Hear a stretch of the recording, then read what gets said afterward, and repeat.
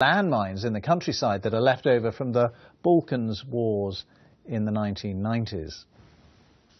Well, with us here in the studio is Chris Weeks, spokesman for World Vision, who've been giving humanitarian aid to many of those displaced by the conflict in Syria. Chris, thanks very much for being with us. And your people are operating in Serbia. How hard is it for your agency and other agencies to keep up with the pace of events, the pace of movement of so many people? Well, the answer is it's incredibly difficult. I think, as your package just showed, those scenes of confusion across the border in Croatia. Indeed, the picture in Serbia is no less clear. We had thousands of people heading north for the border of Hungary. That was closed off. Then they turned left, headed into Croatia. The thing is, for aid agencies like ours, we obviously try to reach, well, we have reached 2,500 people. At one point, we were simply walking alongside those people on the move, handing out the things they desperately needed. Their drive was so strong to continue walking. And we saw those clashes between some of the refugees and migrants and the Hungarian police, where they'd put up that fence. Well, what did you feel when you saw those scenes? It was shocking, and indeed for the refugees who we're helping in that region, this was incredibly shocking. Most of our work, in fact, is in Syria and the surrounding countries. We speak to refugees on a daily basis. The numbers, of course, in the Middle East of those refugees, vastly more than the numbers who have reached Europe. To put it in perspective, just 6% of the overall people who have been affected by the Syria crisis have now headed to Europe. But those refugees have been through violence. You look at children. I see children in the reports that you've just played.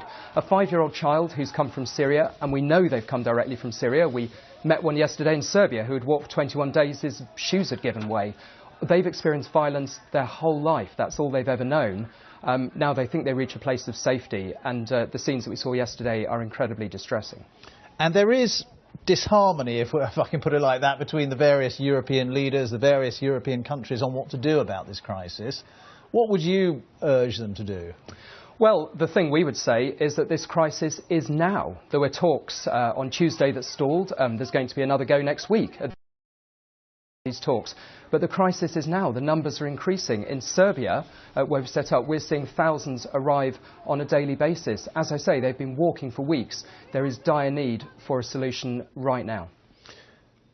I mean, how long can this go on for? It's an extraordinary exodus. I mean, as you say, you're helping people in the camps outside Syria, and an awful lot of refugees are there. But also we're seeing so many thousands, tens of thousands coming through Europe, not only fleeing the war, but also trying to create a better life for themselves and their families.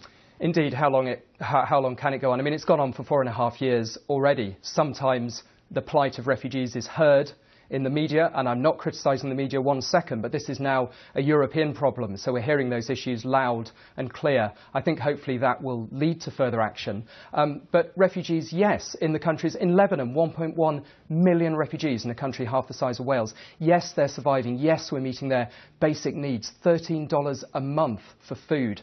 Children are becoming malnourished. The situation is certainly getting worse. How much longer, I can't say, but there is action needed now.